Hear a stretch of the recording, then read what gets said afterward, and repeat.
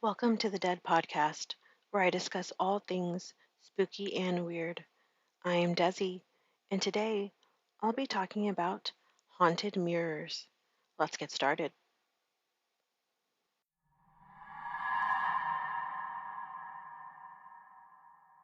Hey everyone, how is everyone doing tonight? I hope y'all are doing good. Tonight I am drinking my regular sweet red wine that I always drink in my spooky skull glass. And tonight I am wearing my colorful Michael Myers Halloween t shirt. And I will post a picture of that for y'all to check out. And so, yeah, tonight we are going to be talking about haunted mirrors. So, let's get started. Mirrors have long fascinated cultures and individuals, often being associated with magic, mystery, and the supernatural. The idea of mirrors as portals or haunted objects spans various traditions, myths, and historical contexts. Mirrors were considered valuable objects and were often associated with the divine. In ancient Egypt, mirrors made of polished metal were used in religious rituals and were believed to have protective qualities. The Greeks linked mirrors to the goddess Aphrodite, and myths like that of Narcissus reflect their fascination with reflections and self perception. In traditional Chinese culture, mirrors were often used for protective purposes. They were believed to ward off evil spirits and bad luck. For instance, mirrors were sometimes placed in homes or near doorways to reflect negative energy away. In Japan, the concept of mirrors in Shintoism is also significant. The mirror is one of the three sacred treasures of the Japanese imperial regalia and symbolizes truth and wisdom. In some Japanese folklore, mirrors can reveal hidden spirits or supernatural phenomena. During the medieval period, mirrors were often seen as magical objects. The idea of mirrors reflecting not just the physical world, but also supernatural or hidden realms emerged. Some believed that mirrors could trap or reveal spirits. The concept of a mirror world where ghosts or other entities might reside gained traction. In the Renaissance, mirrors were used in various magical practices. Scrying, or the practice of looking into a mirror to gain insights or see visions, became popular. Mirrors were thought to act as a gateway to the divine or otherworldly realms. Mirrors played a role in various forms of divination and alchemical practices. The use of mirrors for scrying or gazing into them to receive visions or prophecies was popular among the alchemists and occultists. Alchemists believed mirrors could reveal the hidden nature of substances or the universe. During the Victorian era, spiritualism surged in popularity. The mirrors were often used in seances to contact spirits. Some believed that mirrors could act as a medium for spiritual communication, with the reflective surface acting as a bridge between the living and the dead. The 19th century saw a rise in ghost stories and spiritualism, where haunted mirrors became a common theme. The Victorians believed that mirrors could capture souls or that spirits could communicate through them. The notion of mirror gazing to summon spirits or glimpse into the future was prevalent in spiritualist practices. In various folklore traditions, mirrors are seen as portals to the other dimensions or realms. The idea is that mirrors can serve as gateways through which spirits and entities or otherworldly beings can cross. Some legends suggest that looking into a mirror in a dark room or at midnight can summon the Grim Reaper or other dark entities. This ties into the belief that mirrors can reveal hidden truths and allow communication with the dead. One of the most well-known haunted mirror legends is that of Bloody Mary. According to the legend, if you say Bloody Mary 3 times in front of a mirror in a dark room, a ghostly figure will appear. This legend plays on the fear of what might be lurking just beyond our sight. Similar to Bloody Mary, the Mirror of Mary Worth is associated with a ghostly figure that can be summoned through repeated incantations. The specifics of the legend can vary, but it often involves a tragic or malevolent spirit trapped within the mirror. Though a fictional example from J.K. Rowling's Harry Potter series, the Mirror of Erased reflects the deep desires of those who gaze into it, showing how mirrors can be imagined as tools that reveal hidden aspects of the self or desires. The McCoy family in the United States reported unsettling experiences with a mirror that was believed to be haunted. They claimed the mirror showed strange reflections and was associated with paranormal occurrences in their home. Such stories are often circulated as anecdotal evidence of haunted mirrors. One of the most famous mirrors in the world is the large mirror that hangs in the Myrtles Plantation in Louisiana, said to be the most haunted place in America. Many guests report seeing apparitions and ghostly faces within the mirror. The story is that a plantation worker murdered a family in the house, trapping their reflections in the mirror at the time of the murders. Some say they hear cries for help coming from the mirror itself. Another famous mirror reported to be haunted was owned by Bela Lugosi, the actor best known for playing the original Dracula in 1930s black and white movies. It was rumored that he was into the occult and would use a mirror to try to contact and scry, or see into the mirror to communicate with spirits.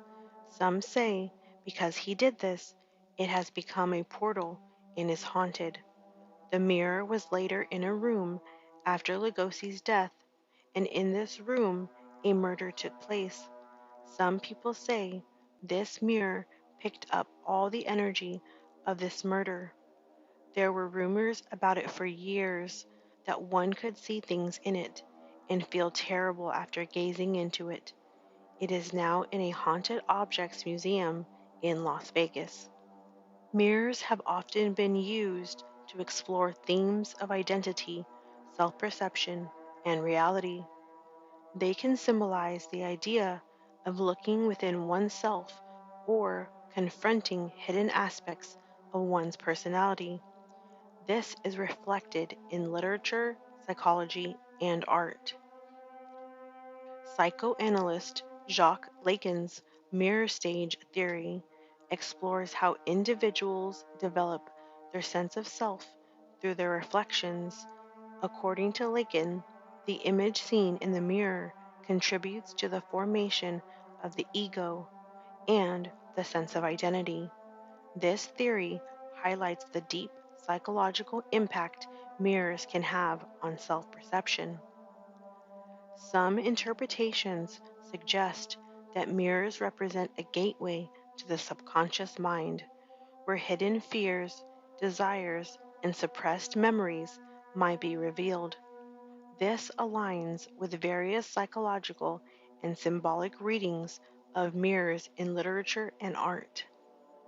Lewis Carroll's Alice Adventures in Wonderland. In this classic work, the mirror serves as a portal to a fantastical world. The story illustrates how mirrors can symbolize alternative realities or inner worlds. In the tale of Snow White, The magical mirror represents vanity and the quest for truth. It is not just a reflective surface, but a conduit for power and control, emphasizing the mirror's role in reflecting deeper truths and desires. The superstition that breaking a mirror brings 7 years of bad luck is rooted in ancient beliefs about mirrors capturing the soul. The idea was that the mirror, as a reflective surface, contained fragments of one's soul or essence, and damaging it could lead to misfortune. In various cultures, mirrors were believed to trap spirits. For example, in some Eastern European traditions, mirrors were covered or removed from the sight of the deceased to prevent the spirit from being trapped within the mirror or to prevent the spirit from being disturbed. Mirrors have captivated human imagination for centuries, embodying a rich tapestry of meanings from the divine to the diabolical. Whether viewed as portals to the other realms, haunted objects, or symbols of introspection and self discovery, mirrors continue to fascinate and inspire a wide range of cultural, psychological, and supernatural interpretations. Now I'm going to be reading to you 3 stories of supposed haunted mirrors. The first one: Haunted mirror. Do I get rid of it? About a year ago, my significant other and I found an old mirror in our attic. It was part of a vanity set. It's an oval mirror, about 5 feet tall, with a flat base to sit on its table. We needed a mirror for our room, so I brought it to our basement bedroom. A few weeks after the mirror was brought in, I started having night terrors, or waking up absolutely terrified, feeling as though something was watching me sleep.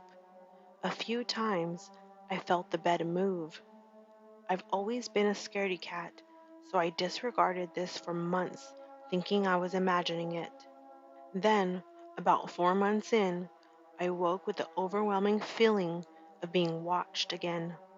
I had moved my head to the foot of the bed, trying to find a comfortable position to fall asleep again, when I saw something moving in the mirror. Nothing was moving in the room. I immediately covered the mirror with a sheet, and all was well for a few months. Once in a while, you'd find that the sheet had been knocked off, but I attributed that to my significant other knocking it off as he left for work, or simple gravity. Regardless, I always knew I'd wake with terror and look around, and sure enough, the sheet would be off of the mirror again. At one point, I came in to find my significant other had taken the sheet off of the mirror and simply faced it towards the wall. Or so I had thought.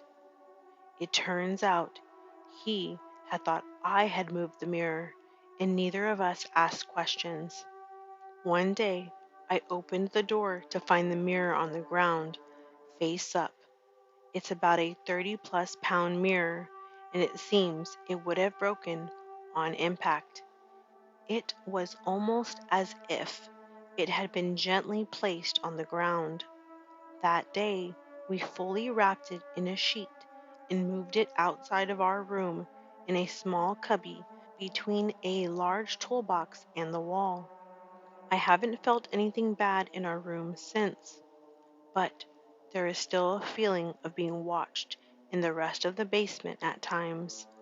This morning, for the first time ever, the door to my bedroom opened and closed again as I watched it. The mirror is only about 3 feet away from the door. I can only imagine this has something to do with the mirror again. Do I get rid of the mirror and call it a day? Or do I have to put whatever was in the mirror back again before I do so? I don't know what to do. Please help us. Encounter number 2. The funeral home mirror. I found this mirror in the abandoned Moulton and Kyle funeral home in Jacksonville, Florida.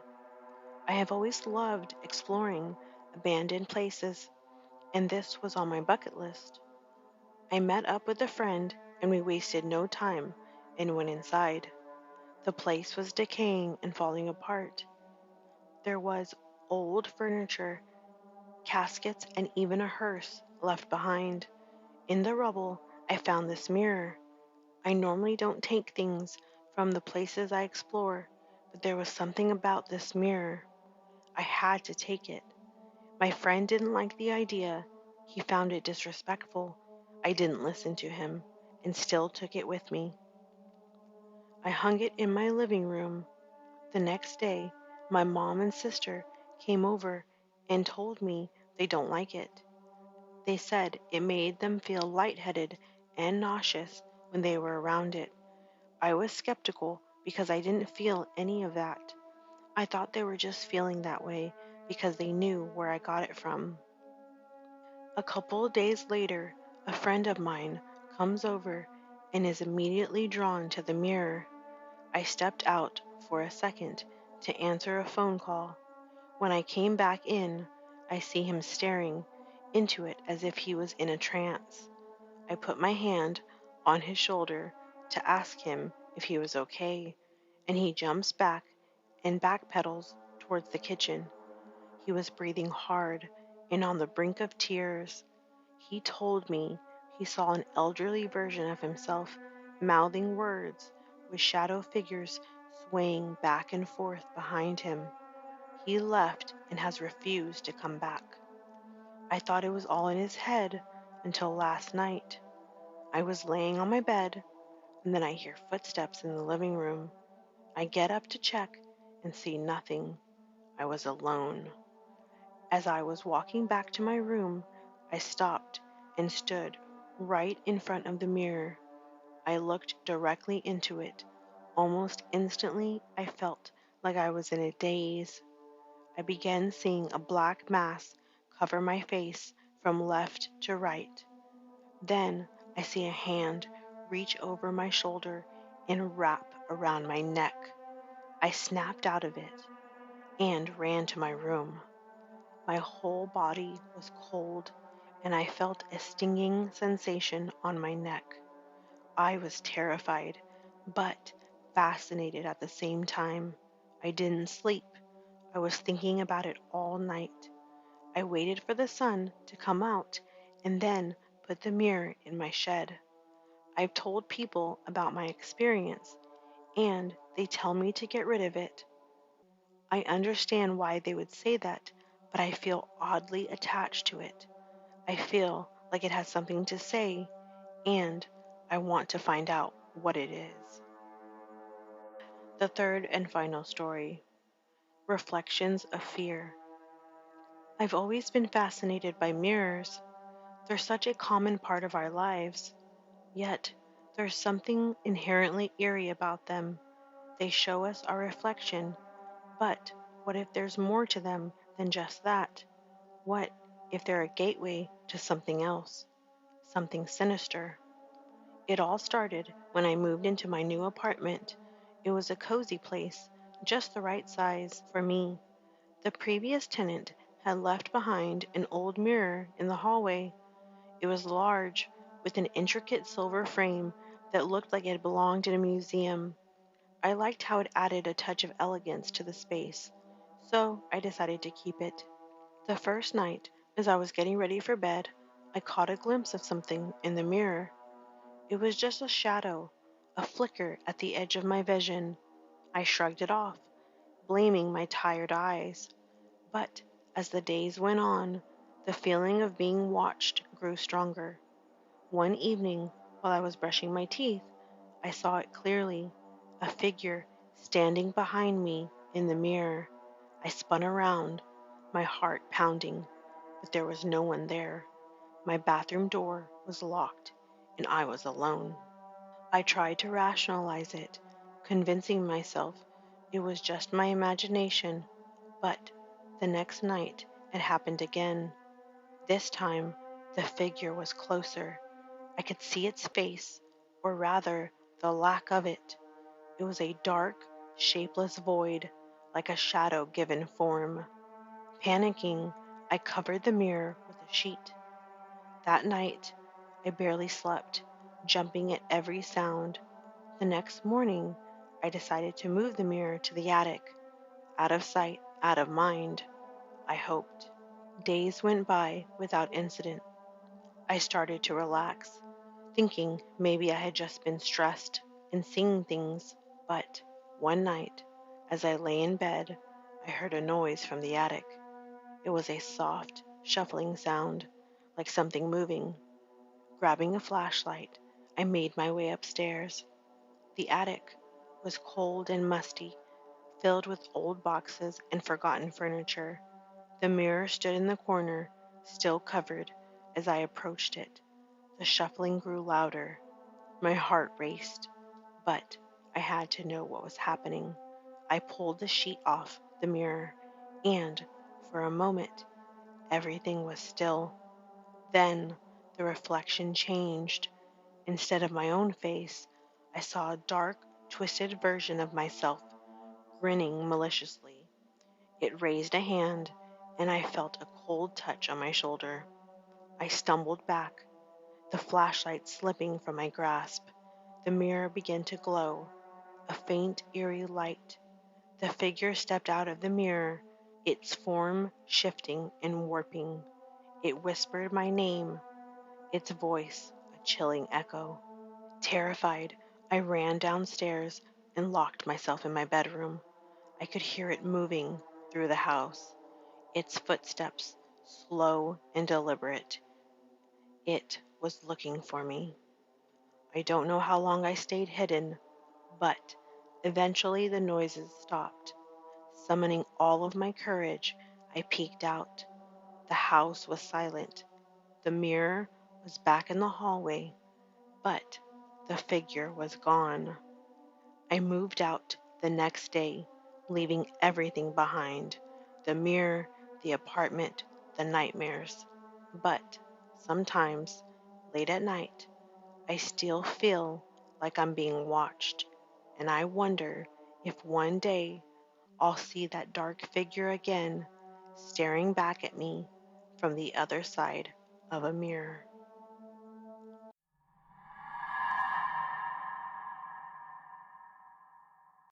That brings me to the end of this episode. Thanks for listening to the D.E.A.D podcast. Please follow me on Instagram, Facebook, and TikTok at the D.E.A.D podcast. Also, feel free to send in your stories, episode suggestions, or feedback at the D.E.A.D podcast 1 at gmail.com, or send me a DM on Instagram. Also, be sure to check out the D.E.A.D podcast merch. The link is in the bio. If you enjoyed this show, please rate and review the podcast on whatever platform you are listening on, and be sure to come back next week for my next episode.